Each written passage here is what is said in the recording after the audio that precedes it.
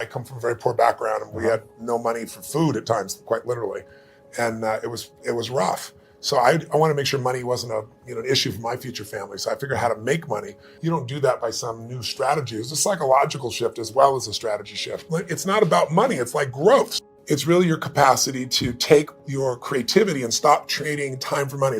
Time to become the chess player, not the chess piece. Yeah. Let me teach you so you understand what's going on. It's not that complex. They use all these big words, but when you know what's going on, you don't get screwed. And more importantly, you take advantage of the system instead of letting the system take advantage of you. Here's the truth. 96% of mutual funds don't match the market. That means 4% succeed. Now, what are your chances of picking the right mutual fund? Because one of the things Ray Dalio taught me, he said, Tony, everybody invests in what they think they know. He said, whatever you invest in your lifetime, that area is going to drop 50 to 70%. There is zero exception. He can show you mathematically and he can show you historically. So he said, you have to diversify even though you don't want to. And you have to divide these monies up.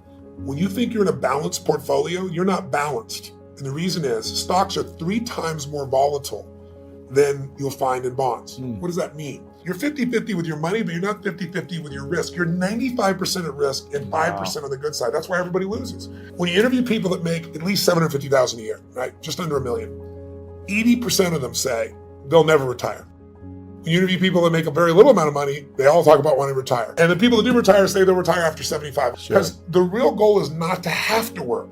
If you don't work, you will start raving mad because we all need to be productive to feel alive. So people's mistake is, and kids don't know this, adults don't know this, that you won't earn your way there, but you can compound your way there.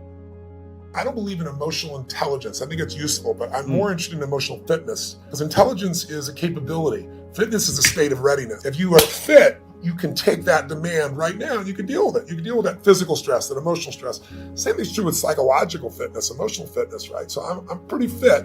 And part of that is not because I'm so smart. Part of it is I've taught this for decades. The most powerful muscles to me are not physical, they're as strong as important as they are. It's like faith is a muscle, courage is a muscle, determination is a muscle, playfulness is a muscle.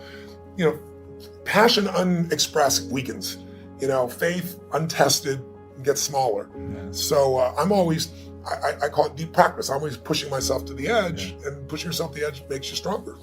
But when things are bad, people think it's going to be bad forever. When things are good, they think it's going to be good forever. And they're always wrong. Life's cyclical. If you got $1 billion and every day you live pissed off and frustrated, the quality of your life is called pissed off and frustrated. But if you have nothing, but you're euphorically grateful for whatever you have, you're the richest person that you're going to know. He said, so it doesn't matter how much money you got if you don't have gratitude. Because I believe you have to condition it. You don't just hope that stuff shows up. So what are you most grateful for recently in your life? Gosh, so many things. I've buried 3 fathers and 1 mother, and that affects your life. I've had a physician look me in the eye and say you have a tumor in your brain. Wow. And so I've had those moments that when you've had extreme stress and you push your way through it, you build psychological muscle. It's like it takes a lot to knock me off. You keep expanding what I would call really the threshold of your influence. Everybody has a threshold of control. And if you get beyond it, you kind of freak out. So I was working 18-hour days and nothing was working and I was broke and I felt embarrassed, I should be doing better than this. Sure. And so I was driving home from Orange County on the 57th freeway in San Gabriel Valley. I can remember it so vividly because it was almost midnight. And I was at this breaking point. And then I was like, why am I not, doing better? And then I just pulled over the road, and I used to keep these journals. I still have them, written journals. And I wrote in big lines, the secret to living is giving. And I started to cry. And I realized I am so focused on what am I not getting. I'm not focusing on what I'm giving. Yeah. So for 6 months, man, it turned me around. But then, something else to get in your body. It was in my head, it was in my heart, but it had to get in there to stay. And I started going through some really tough times, and I lost everything financially. And I was mad at everybody because I'd loaned a friend $1,000 and, I'd been doing well. And he didn't even return my phone call. And I thought, what? I got to eat. So I'm not going to drive my car because I'm not going to spend the gas. I'm not going to pay for parking. I'm going to go to an all-you-can-eat place and load up for the winter, right? So I can get more, like 1 meal a day. So I walked there for the 3 miles and I go, okay, I'm going to go and load up. And it was all about myself and getting through this. And this woman walked through the door, actually a very attractive lady. That's probably why I caught my attention. And I went to see who her boyfriend is, and there's nobody up there. There's a little guy down here. It was obviously her son. And he's wearing this 3-piece suit. He opens the door for her. He pulls out the chair for her. He stared into his mother's eyes. I mean, it was just pierced into her eyes. I don't know what it was. It was something about him was just so moving. It was such a sweet, caring, loving young man. There was mother that moved me. So I paid for my meal, walked up to this young man, introduced myself.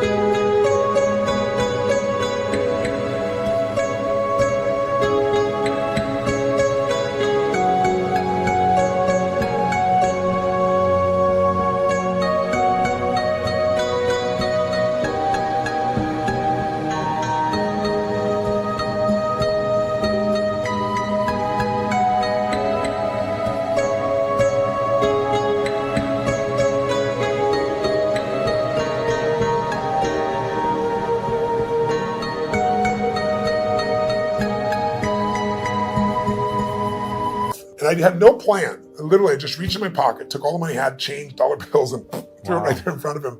He looked at me like this. He goes, I can't take that. I said, sure you can. And I just walked out the door. But the reason I tell you the story is I had no car. I had no money. And what I felt was I should have been like, what the hell did you just do? I have no meal. What are we going to eat? I went home that night. I laid out a plan.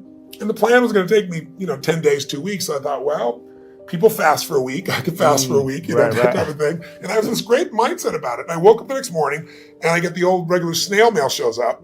And it's this guy I've called a zillion times who wouldn't return my call. I open it up. There's a check, $1,000 plus interest and an apology. Wow. So I'm sitting there and I started to cry, honestly. And I was just like, why did this happen, And I don't know if it's true, but I decided that day this happened because I did the right thing. Because I didn't have a plan. It wasn't a strategy. I just felt this little soul beside me. I knew it was right and I did it. And I didn't do it because I thought I could or I couldn't. I didn't even think about it. And that's the day I became a wealthy man because I didn't have any money, but scarcity left my body. You don't ever get beyond scarcity. You start behind it. You make a decision to get beyond it. And I have plenty of ups and downs since that time, various times in my life. But every interaction to me is an important interaction. And sometimes that interaction is just being kind. I know it sounds stupid, but kindness can, to the right place at the right time, somebody can be suicidal. You don't know it. They're being kind and it changes their state. Every single day, you got to feed and strengthen your mind. Until you do that, you're always going to be in fear. Because fear is automatic. The human brain is designed for survival. It's not designed for success. Your brain is not designed to make you happy. That's your job. And when you start seeing that somebody else can do it, and you see they really did, you start...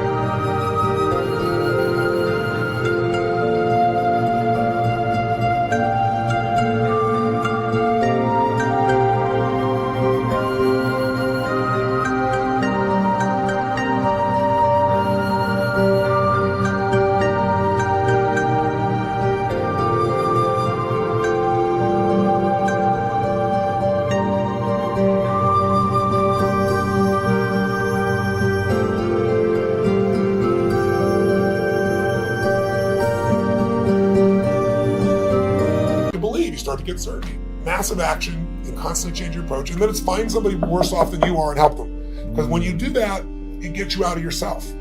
I feel like life is short, and while you're here, I want to have the most impact that I can. So I go deep and I go wide. What's your definition of greatness? To me, being great is being outstanding. To stand out from all the rest. And as you know, in sports, it can be by a few microseconds. If you stand out, you show other people what's possible. Not everybody likes that. Some people get angry and think you're showing them up. Other people get inspired. I've always been inspired by somebody who's the best in the world at what they do.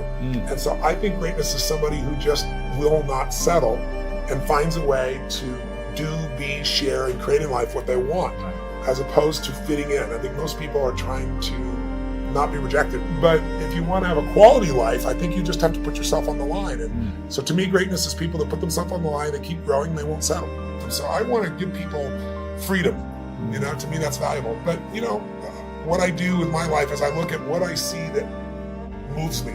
So when I find things that I'm very passionate about, I like to go deep. I think we live in a Facebook world, a Twitter world, a tweeting world, texting world where people are, by technology, not realizing they're becoming more and more shallow. I mean, there are people ending relationships by texting. And I think a lot of people are dissatisfied because technology is making us go faster and faster. So I look for things to go deep in. And I think in our lives, there's a few areas that matter. Your body, your emotions, your spirit, your relationships, your economics, your business.